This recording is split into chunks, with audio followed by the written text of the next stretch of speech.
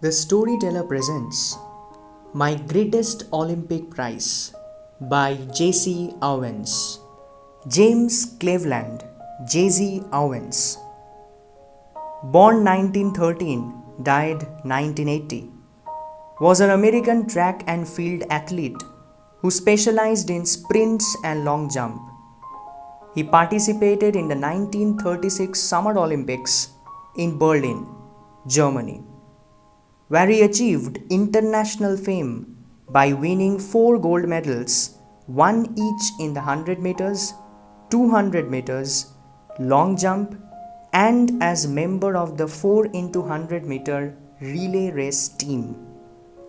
My Greatest Olympic Prize by J.C. Owens. It was the summer of 1936. The Olympic Games were being held in Berlin because Adolf Hitler childishly insisted that his performers were members of a master race. Nationalistic feelings were at an all-time high. I wasn't too worried about all this. I had trained, sweated, and disciplined myself for 6 years with the games in mind. While I was going over on the boat, all I could think about was taking home 1 or 2 of those gold medals. I had my eye especially on the running broad jump.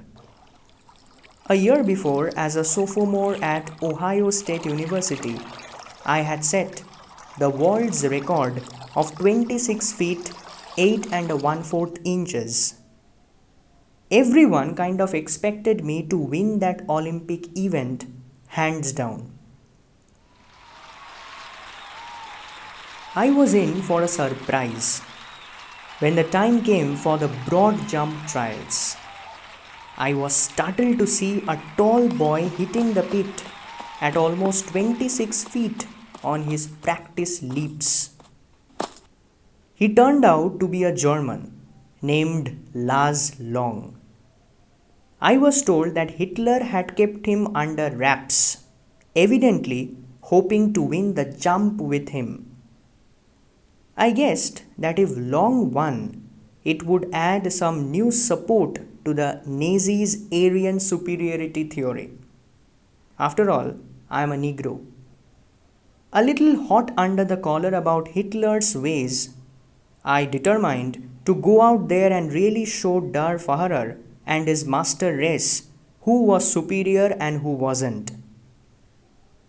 An angry athlete is an athlete who will make mistakes, as any coach will tell you.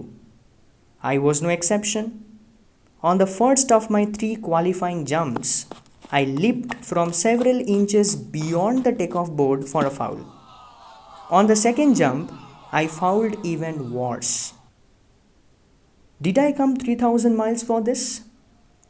I thought bitterly. To foul out of the trials and make a fool of myself? Walking a few yards from the pit, I kicked disgustedly at the dirt. Suddenly, I felt a hand on my shoulder. I turned to look into the friendly blue eyes of the tall German broad jumper. He had easily qualified for the finals on his first attempt. He offered me a firm handshake. J.C. Owens, I am Lars Long. I don't think we have met. He spoke English well, though with a German twist to it. Glad to meet you, I said. Then, trying to hide my nervousness, I added, How are you?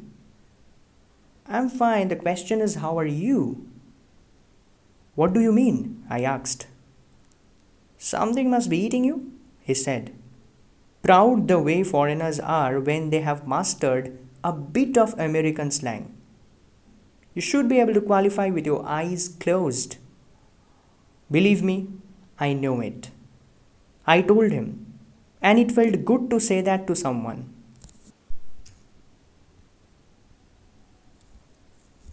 For the next few minutes, we talked together.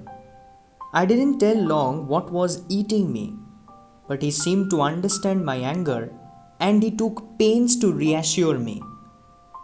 Although he had been schooled in the Nazi youth movement, he didn't believe in the Aryan supremacy business any more than I did.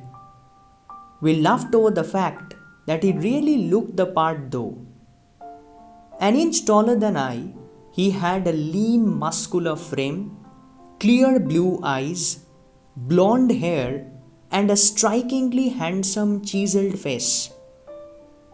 Finally, seeing that I had come down somewhat, he pointed to the takeoff board.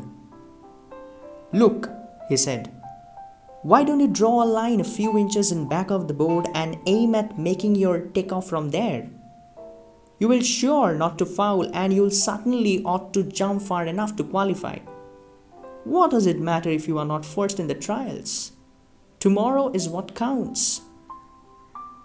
Suddenly, all the tension seemed to ebb out of my body, as the truth of what he said hit me. Confidently, I drew a line a full foot in back of the board and proceeded to jump from there. I qualified with almost a foot to spare. That night, I walked over to Lars Long's room in the Olympic Village to thank him.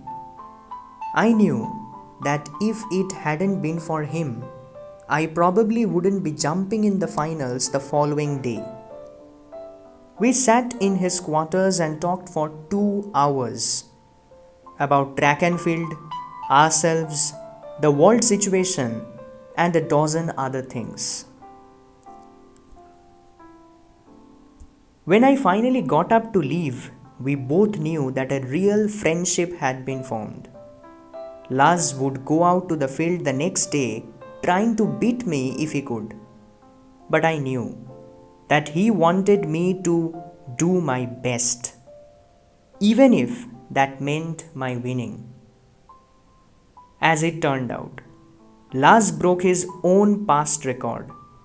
In doing so, he pushed me onto a peak performance. I remember that at the instant I landed from my final jump, the one which set the Olympic record of 26 feet, 5 and 5/16 inches, he was at my side, congratulating me. Despite the fact that Hitler glared at us from the stands not 100 yards away, Lars shook my hand hard, and it wasn't a fake smile with a broken heart sort of grip either. "You can melt down all the gold medals and cups I have, and they couldn't be a plating on the 24-carat friendship I felt for Lars Long at that moment." I realized then, too, that Lars was the epitome of what Pierre de Coubertin, founder of modern Olympic Games, must have had in mind when he said, "The important thing in the Olympic game is not winning but taking part. The essential thing in life is not conquering but fighting well." Owens later admitted that he never met Lars until after qualifying. He stated that people liked hearing these stories. Lars and Owens did become friends during this Olympics. They did embrace in front of Hitler after Owens won the gold. Lars died in the fighting during World War II. Before his death, he wrote Owens a letter stating, "Someday find my son. Tell him about how things can be between men on this earth." If you like the audio presentation, press the like button and do not forget to subscribe.